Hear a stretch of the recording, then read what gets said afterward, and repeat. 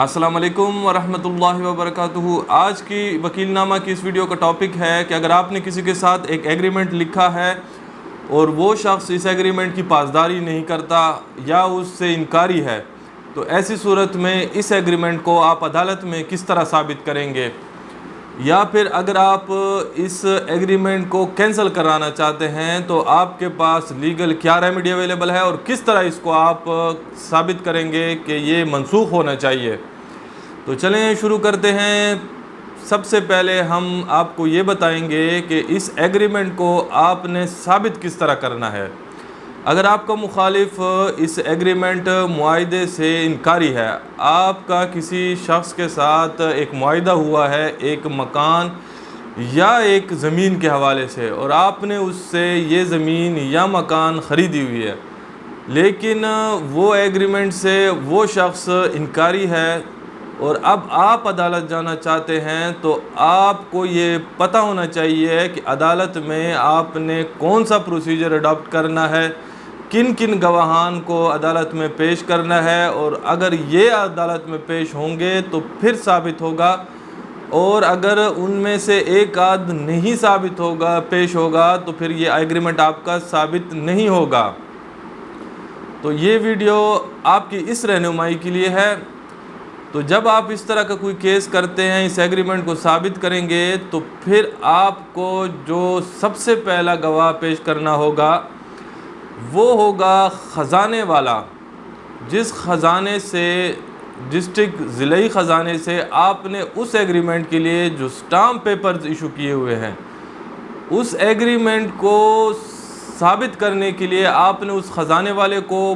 بطور گواہ بلانا ہے، اور اس میں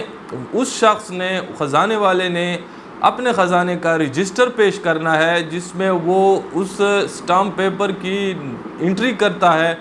اور آپ کے جو مخالف پارٹی ہے اس کے شناختی کارڈز کی انٹریاں کرتا ہے۔ تو یہ سب سے پہلا پروف ہوگا کہ آپ کے دونوں کے نام پر یہ سٹامپ پیپر خزانے سے ایشو ہوئے ہیں، تو یہ ایک انڈیپینڈنٹ گواہ ہوگا۔ آپ نے سٹیج بائی سٹیج اپنے اس ایگریمنٹ کو ثابت کرنا ہے، چونکہ وہ انکاری ہے، اس کی وجود سے وہ اپنے دستخط اور انگوٹھوں سے انکاری ہے، تو آپ نے سب سے پہلے خزانے والے کو بطور گواہ بلانا ہے، اور پھر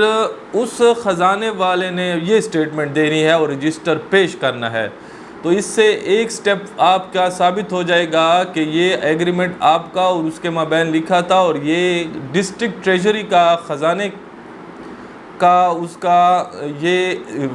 رجسٹر بک ہے جس میں اس کی انٹری ہو چکی ہے آپ دونوں کے نام پہ۔ تو یہ تھا پہلا سٹیپ، پہلا گواہ۔ آپ نے اب عرض نویس کو پیش کرنا ہے، جس عرائض نویس نے آپ کے اور اس کے مابین اس ایگریمنٹ کو لکھا تھا، تو یہ عرائض نویس کا پیش ہونا انتہائی ضروری ہے، کیونکہ عرائض نویس یا وثیقہ نویس جس نے آپ کی اس ایگریمنٹ کو لکھا تھا، تو وہ شخص وہ اپنی رجسٹر لے کے آئے گا جس میں اس ایگریمنٹ یا معاہدے کی جو آپ نے متن لکھا تھا، جو ٹرمز لکھے تھے، وہ اس نے اپنے ہی بھی رجسٹر میں اندراج کیے ہوتے ہیں، اور وہاں بھی آپ دونوں پارٹی سے دستخط اور انگوٹھے اس نے لیے ہوتے ہیں۔ تو ان کا عدالت میں پیش ہونا وہ ایک انڈیپینڈنٹ گواہ ہے، اور ان کا یہ بیان دینا کہ میرے نے یہ ایگریمنٹ لکھا تھا اور میرے رجسٹر میں اس کی انٹری موجود ہے، وہ اپنے رجسٹر کی کاپی پیش کرے گا، اور باقاعدہ اس میں رجسٹر کا جو سیریل نمبر اس کو ایشو ہوا پڑا ہے، وہ جس رجسٹر میں جس نمبر پہ وہ رجسٹری یا وہ آپ کی کا ایگریمنٹ لکھا ہوا تھا، اس کو باقاعدہ اس کا نمبر حوالہ دے کے پیش کرے گا۔ تو اس سے اور یہ بھی بتائے گا کہ دونوں فریقین نے میرے سامنے دستخط اور انگوٹھے ثبت کیے ہیں، میں اس کا کاتب ہوں۔ تو یہ آپ کا ایک دوسرا گواہ ہوا کہ جس نے آپ کے ایگریمنٹ کو ثابت کرنے میں آپ کی امداد کی، اور یہ مسٹ ہے، اس شخص کو آپ نے پیش ضرور کرنا ہے، اس کے بغیر آپ کا کیس انتہائی کمزور ہوگا۔ اور پھر اس کے بعد آپ کا جو تیسرا گواہ ہے اور چوتھا گواہ ہے، یہ آپ کے اس ایگریمنٹ کے دو گواہ حاشیہ جس کو ہم کہتے ہیں کہ جو آخر میں جا کے یا مارجنل وٹنس یا کارنر وٹنس جس کو ہم کہہ لیں، جو آپ کے اس معاہدے کے اوپر دو گواہ دستخط کرتے ہیں، تو ان کا آپ کی عدالت میں آنا ضروری ہے، اور ان کا عدالت میں آ کے یہ سٹیٹمنٹ دینا کہ یہ ایگریمنٹ ہمارے سامنے لکھا گیا، دونوں فریقین نے ہمارے سامنے اس پہ دستخط کیے، انگوٹھے ثبت کیے، تو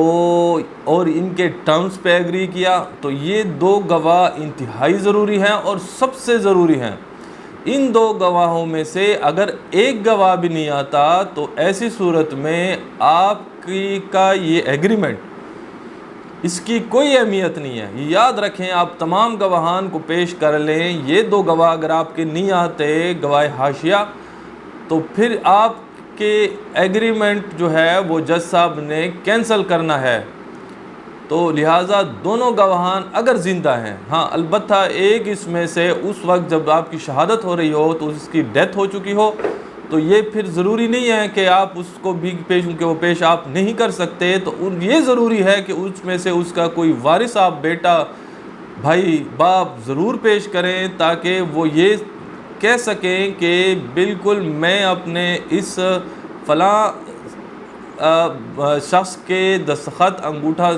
ان کو میں پہچانتا ہوں، یہ انہی کے ہیں، اس حوالے تک۔ باقی اس کے ٹرمز اینڈ کنڈیشنز کے وقت چونکہ وہ نہیں ہوتا تو وہ یہ سٹیٹمنٹ نہیں دیتا۔ تو یہ مسٹ ہے ان دونوں گواہان کا، اگر زندہ ہیں تو ان کو پیش کرنا ہے۔ تو پانچواں گواہ آپ کا سب رجسٹرار آفس کا نمائندہ ہوگا کہ جو یہ اپنی آفس کی رجسٹریشن بک پیش کرے گا جس میں اس معاہدے کی ٹرمز کو ریپروڈیوس کیا ہوگا اور وہاں پہ اس کا اندراج کیا ہوگا، تو وہ اپنے اس رجسٹر کا سیریل نمبر جس پہ آپ کی اس ایگریمنٹ کی انٹری ہو چکی ہے، تو اس کی بک پیش کرے گا اور یہ کہے گا کہ یہ ہمارے آفس میں یہ دونوں پارٹیز آ کے انہوں نے واقعتاً اس کو رجسٹر کرایا تھا۔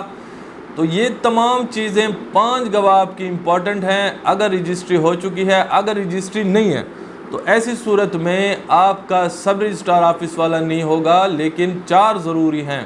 اگر رجسٹری ہو چکی ہے تو پھر اس صورتحال میں یہ 5ویں گواہ کا آنا بھی ضروری ہے۔ تو یہ تمام چیزیں 5 گواہان کا ایک کیس میں آ کے آپ اس رجسٹری کو ثابت کر سکتے ہیں۔ لیکن اب آپ دوسری صورتحال پہ آ جائیں، اگر آپ بالفرض سمجھتے ہیں کہ یہ ایگریمنٹ کینسل ہونا چاہیے، تو پھر اس کو کینسل کس طرح کیا جائے؟ تو سن لیں، اگر آپ کا مخالف اس ایگریمنٹ جس کا آپ نے اس کے ساتھ لکھا ہے اس کی پیروی نہیں کرتا، اس کے ٹرمز پہ، اس کے ٹرمز اینڈ کنڈیشنز پہ، جو معاہدے کی شرائط ہیں اس پہ وہ آپ کے ساتھ نہیں ٹھہرتا، وہ اس کی پاسداری نہیں کرتا، تو ایسی صورت میں آپ اس کے خلاف، اگر اس ایگریمنٹ کے اندر کوئی ایسی شک آپ نے لکھی ہوئی ہے، اور آپ لکھا کریں ہمیشہ، یہ بڑا امپورٹنٹ شک ہے جو لوگ نہیں لکھتے اور اس کی وجہ سے پھر کل کو بڑے مسائل ان کو جھیلنے پڑتے ہیں۔ وہ یہ شک ہے کہ جب آپ اس میں لکھتے ہیں کہ اگر فلاں تاریخ اور فلاں تاریخ تک یہ اور یہ نہ ہوا، تو پھر اگر یہ ٹرم پورے نہیں ہوئے تو شرط پوری نہیں ہوئی، تو ایسی صورت میں یہ معاہدہ کینسل ہوگا، معاہدہ کینسل تصور ہوگا۔ تو جب وہ ڈیٹ آئے گی اور وہ معاہدے کی اس شک پہ اوپر ٹھہرتا نہیں ہے، آپ کے ساتھ اس کی پاسداری نہیں کرتا، تو آپ ایسی صورت میں عدالت میں اس کی کینسلیشن مانگ سکتے ہیں۔ لیکن اگر آپ نے یہ شک نہیں لکھی اور اس میں وہ اوپن رکھا ہوا ہے، تو ایسی صورت میں اگر وہ اس کو ڈیلے کرتا ہے اور آپ نے ایک ٹرم اس میں لکھا ہوا ہے کہ اس تاریخ تک اس نے آپ کو پیمنٹ کرنی ہے، اور اگر آپ نے اس نے پیمنٹ نہیں کی، تو یعنی آپ نے یہ نہیں لکھا کہ اس کے بعد یہ منسوخ ہوگا، صرف اس حد تک لکھا ہے کہ اس تاریخ تک اس نے لاسٹ پیمنٹ آپ کو کرنی ہے، تو ایسی صورت میں بھی پہلے آپ دعویٰ تکمیل معاہدہ کریں گے کہ وہ آپ کے ساتھ ٹرمز کو کی پاسداری کرے، اور اس میں آپ نے اسی دعوے میں بصورت متبادل مانگنا ہے، بصورت متبادل منسوخی مانگنی ہے کہ اگر وہ ٹرمز کی وائلیشن کرتا ہے عدالت کے اندر بھی اور اس کی پاسداری نہیں کرتا، تو وہ جو آپ نے پیمنٹ دی ہے تو وہ واپس آپ کو کرے، یا جو اگر پیمنٹ اس کو دی ہے، آپ نے خریدی ہے اور آپ کو مکان یا اس کا قبضہ نہیں دیا یا دیا ہے، تو آپ قبضہ دیں اور پیمنٹ واپس لیں، اور آپ پیمنٹ ان کو دیں اگر دینا ہے۔ تو یہ آپ اس میں جو چیز آپ لوگوں نے ایک دوسرے کو تبادلہ کی ہوگا اس ایگریمنٹ کی روح سے، وہ ایک دوسرے کو واپس کریں، اور جو کہ ڈاکومنٹ ہے اس کی منسوخی لیں گے، آپ اس ایگریمنٹ کی منسوخی چاہیں گے۔ تو یہ صورتحال تھی۔ اور اگر آپ سمجھتے ہیں کہ یہ آپ کے ساتھ آپ کا مخالف جو ہے، جس نے وہ ایگریمنٹ اس کے پاس ہے اور وہ ایگریمنٹ جو ہے وہ فرضی، جعلی ہے، بناوٹی ہے، خود ساختہ ہے، تو آپ اس کی منسوخی مانگ سکتے ہیں عدالت سے،